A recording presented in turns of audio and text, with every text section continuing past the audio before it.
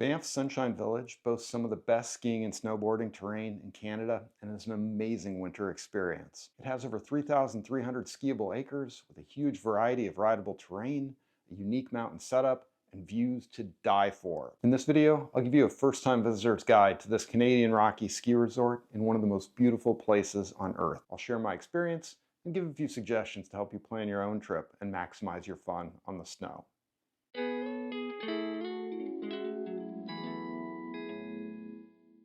Sunshine Village is part of a group called Ski Big 3.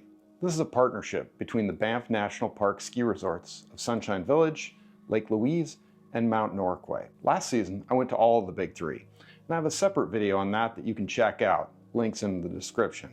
But for this, I'm going to focus on my favorite of the Big 3, Banff Sunshine Village. In my decades of skiing and snowboarding, I've been to dozens of ski resorts, and I must say that Sunshine Village is aesthetically unique in that once you're on the mountain, there are massive, jaw-dropping vistas of the Canadian Rockies, and other than the ski area, you can see literally no roads, buildings, or any signs of civilization. So first, the location and accessing the resort. Sunshine Village is about a 20 to 25 minute drive from Banff and around an hour and a half drive from Calgary International Airport in the province of Alberta, Canada. The road to the ski area is mostly freeway, it's well maintained, and so unless you're caught in an epic blizzard, a four-wheel drive vehicle is not needed.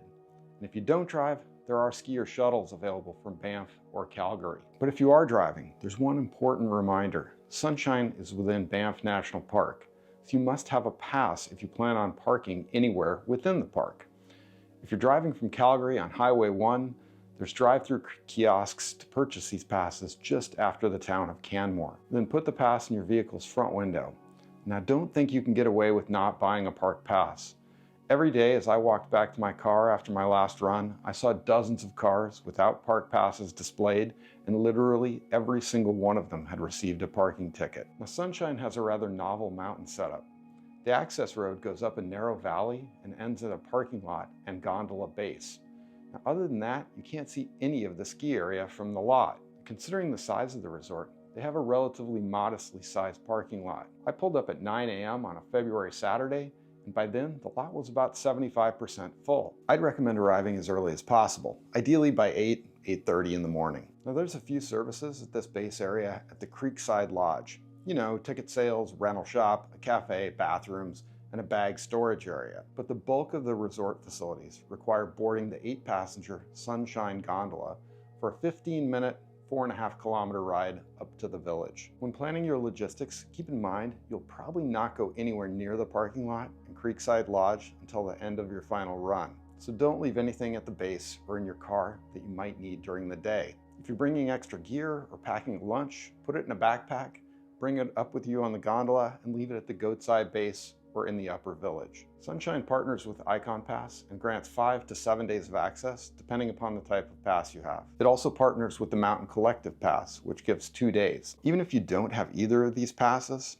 compared to prices of similarly sized mountains in the US, lift tickets are actually quite reasonable. The most expensive walk-up rate for an adult ticket is 174 Canadian dollars, which is about 123 US dollars. But to save, just plan ahead and buy in advance, or purchase multiple day passes and the prices will be significantly better. So you're parked, geared up, and have your lift pass. What next? So in the morning, the gondola at the base is a major choke point, since literally every guest needs to ride up from this spot to access the resort. In the dozen or so days I've been to Sunshine, arriving between 8 and 9 a.m., my experience varied from no lines during a non-holiday weekday all the way up to 30 minutes during a holiday weekend. So once you've loaded the gondola, after a few minutes ride, it takes a sharp left, then a few minutes later passes through a midpoint station at the base of the Goat's Eye lift and the Goat's Eye Lodge. If you're a beginner, keep riding. There's no novice terrain accessible from this lift. Now this setup effectively limits the real vertical footage of the resort by a few hundred meters, since there's only one narrow and relatively mellow run down from the gondola midpoint at Goat's Eye to the parking lot and Creekside base. During most of the day, few people actually ski this run all the way to Creekside, and it's generally a last run back to the car trail. Now unlike most ski areas, the true village for Sunshine is located at the top of the gondola. and this is where most food services, the beginner area, and multiple lifts originate from. If you're interested in a slopeside lodging experience, the Sunshine Village Lodge is a really wonderful option and is located here in the Upper Village. Although alpine hotels that are accessed via ski lift are not unusual at some resorts in Europe, this is the first time I've encountered one in North America. They even refer to the lodge as our island in the sky. If you're interested, I have a separate video on my stay there, which I'd encourage you to check out. The link is in the description. The day lodge has plenty of shelves outside for you to store your backpacks, packed lunches, or extra items you brought up the gondola. If you want more secure pay lockers, they're located in the basement of the old lodge building under the Mad Trapper's Saloon. Before my first visit, in looking at the trail maps online, it left me thoroughly confused. But once I actually rode up the gondola, I quickly saw how it all fits together. The entire resort is much easier to negotiate than the overly complex trail map might otherwise indicate. So you've basically got two sections, the Upper Sunshine Village and Goat's Eye. Getting between these two sections can be a bit of a pain since there's a large flat area between them.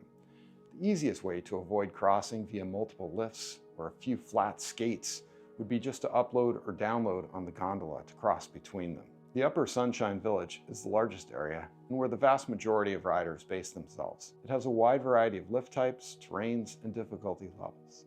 If you're a novice and looking for the easiest terrain, start with the Strawberry lift, then move on to the green runs off Wawa or Standish. If you're an intermediate, just pick any lift, since all of them have terrain suitable for you. Now there is a number of expert-only trails off the top of Great Divide and Goat's Eye lifts, including Delirium Dive, which is one of the most extreme inbound ski runs in North America. The 55-degree pitched run requires a partner, avalanche transceiver, and other safety gear to enter.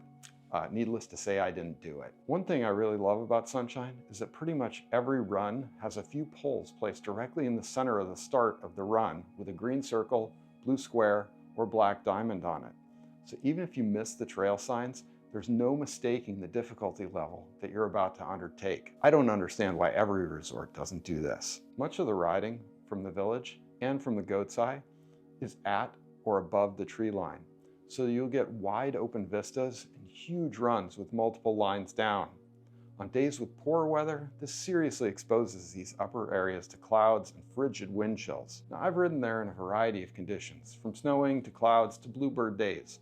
And I can tell you, it can get cold. My last visit was a windless bluebird day, but the temperature in the morning was -11 Fahrenheit. That's -24 centigrade.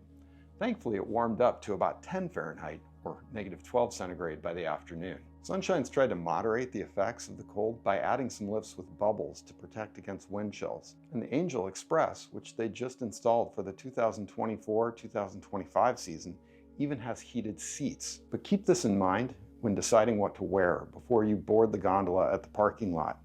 Dress warmly, and if you need to peel off a layer later in the day, it's easy enough to store the extra clothing on the shelves at one of the lodges. Of course, Sunshine has a number of terrain parks that were well tended with plenty of kickers and rails.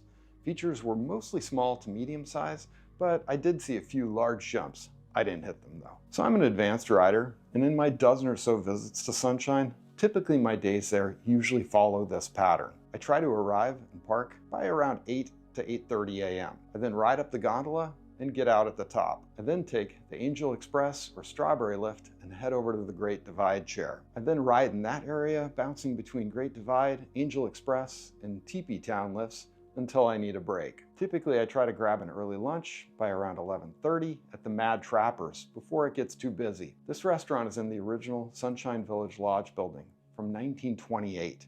And it oozes charm and ski history. The walls are lined with tons of vintage ski items. It has a wonderful ski lodge vibe, friendly service, and reasonable prices, considering it's at the top of a mountain. Oh, and they make a legit smoked meat poutine, which incidentally has got to be about the most Canadian thing you will ever eat. After lunch, I typically head back out to the top of Great Divide and do some more there. Then as the afternoon progresses, I migrate over to Goat's Eye. Especially in the springtime, in the morning hours, some of Goat's Eye's treed runs are in the shade, but by afternoon, those get full sunshine and the snow softens up a bit. On one side note, Goat's Eye Base also has a Beaver Tails kiosk next to its lodge.